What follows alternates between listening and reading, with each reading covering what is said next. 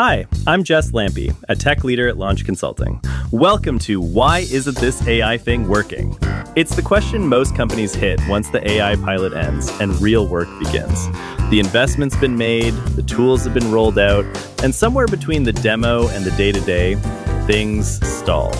This podcast is about figuring out why and what actually works instead.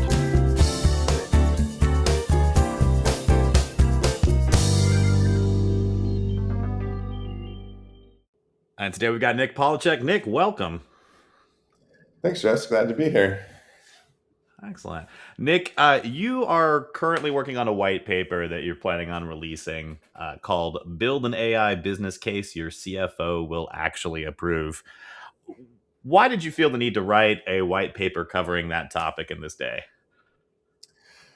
I just think it's one of the major questions that our clients and potential clients are asking. As we've been out together at the Microsoft Executive Briefing Centers, probably talked to 100 clients over the last few months, and I would say 80 to 90% of them feel that they don't understand how to measure the success of AI in their business. And it's supported by a lot of other research out there from the other major consulting firms, the common challenges from the Microsoft Frontier firm, and many other white papers out there. What are some of the pitfalls you've heard from folks you've spoken with regarding measuring the financial success of AI projects? Well, I think the biggest one is just where to start. The default way that a lot of companies have been looking at it is from a cost savings perspective or headcount reduction. And that can work if you have a major corporate initiative and you're doing it across your whole company. But if you're implementing smaller use cases, often you're making everyone more efficient or taking 20 or 30% of work off of people's plate. So you can't really cut them from the company or grab that cost savings. It's really challenging. So what a lot of companies are seeing is they're spending the money for licenses and people are getting a little bit more efficient, but they don't really see the impact to their bottom line or their top line. I think that's a really good point. I know that there was a Gartner study not too long ago that found that there was no correlation in profitability for companies that were tightly coupling AI implementation with job cuts. However, what they did find was companies that were viewing AI investment as an augmentation of an existing resources, those companies were seeing higher returns on investment than the other companies. So it does seem like the data is aligning with that as an approach. What kind of mindset do you think goes along with that for companies that are viewing AI more as an investment in people than a pure cost cut play? I think it's twofold. One, when companies are evaluating where they want to apply AI, which is really the most important part of deciding and getting started, the companies that are most successful are looking for places where they have capacity constraints with the existing team, or they need to produce more throughput.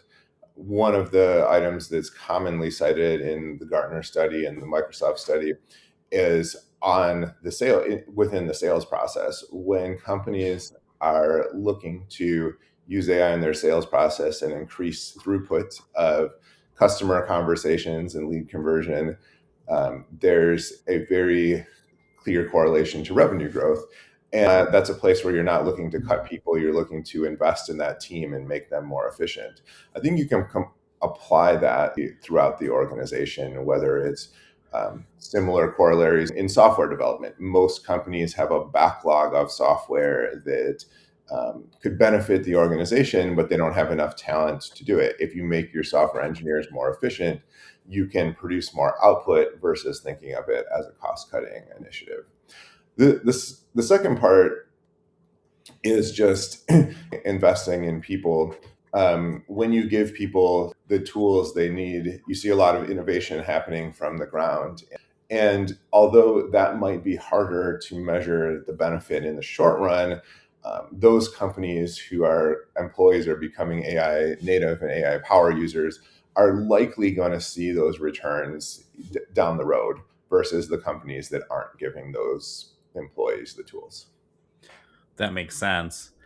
Now, related and on that front, a lot of people right now are, or I know at least in the conversations I've been having, people are concerned about the shift in the pricing models for a lot of LLMs, switching to token based pricing only.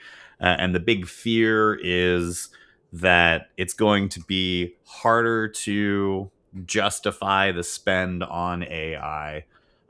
When you and I have talked about this, you've mentioned that this type of pricing experience isn't too dissimilar from what you've experienced before with other technologies. Do you want to talk a little to that?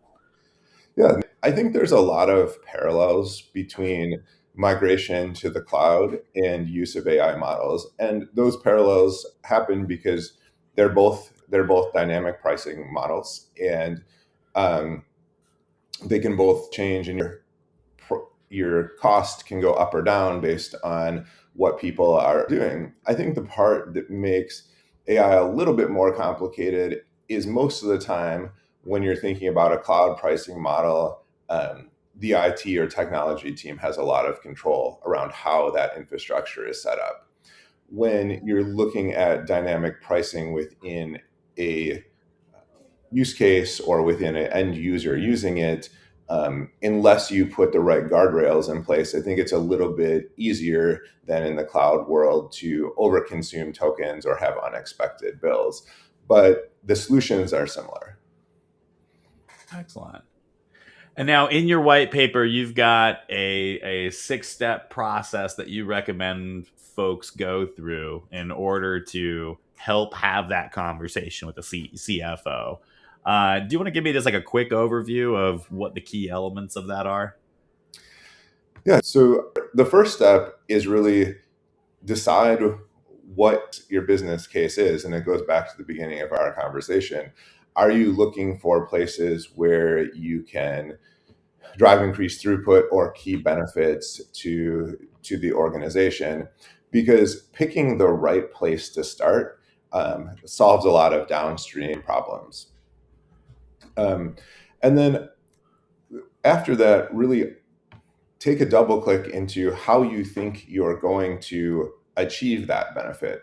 Going back to the sales process that we talked about Mm-hmm. earlier, get very specific. Like, do you think that AI is going to help your customer conversion rate, or is it going to build the top of the funnel, or both? But by defining your assumptions that make your business case valid, you can start measuring those from the beginning. The third step is then take a look at the cost side, the full Mm-hmm. cost side. And that includes the models that you're going to use, the extra infrastructure you're going to have to build, and the people cost. And that's where that model selection becomes really, really critical. When you're doing the cost side, don't assume you need the frontier model. They're very expensive. So really think through which model will make or break this process. Step 4, don't forget about the platform piece. You're going to need access to data. You're going to need this to run somewhere. Make sure you have that holistic model built in. Um, Mm-hmm. and then the fifth step is, once you understand that and you have that model built, um, make sure you have the guardrails in place to make the cost predictable, or at least if the cost uh, is going above what you expected, have the guardrails in place to monitor it, understand it, and even put a stop to it before that bill comes in.